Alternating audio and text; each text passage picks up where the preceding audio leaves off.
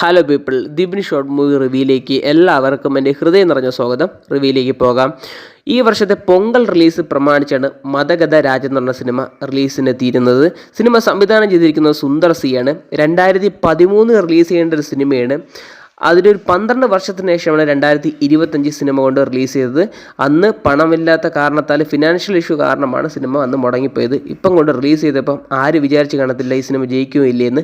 അതിനൊരു ഉദാഹരണമാണ് ഈ സിനിമ എന്ന് പറയുന്നത്. ഈ വർഷത്തെ പൊങ്കൽ വിനറായിട്ട് പ്രഖ്യാപിച്ചിരിക്കുന്നത് ഈ സിനിമയുടെ മതഗത രാജ് എന്ന് പറയുന്ന സിനിമയാണ്. സിനിമയിൽ കേന്ദ്ര കഥാപാത്രങ്ങളായിട്ട് എത്തിയിരിക്കുന്നത് നമ്മളെ വിശാലും പിന്നെ നമ്മുടെ സന്താനമാണ്. സന്താനത്തിന് എടുത്തു പറയേണ്ട കാര്യം എന്ന് വെച്ചാൽ അദ്ദേഹത്തിൻ്റെ ട്രാൻസ്ഫോർമേഷനൊക്കെ എല്ലാവർക്കും അറിയാമല്ലോ.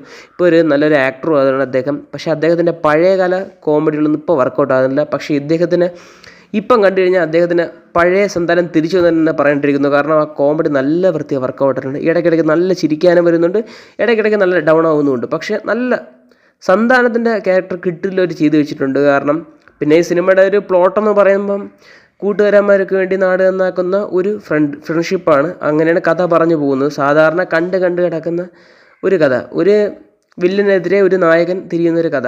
അതാണ് സിനിമയുടെ പ്രധാന കഥയെന്ന് പറയുന്നത്. വിശാൽ നല്ല വൃത്തി ആക്ഷനൊക്കെ ചെയ്യുന്നുണ്ട്.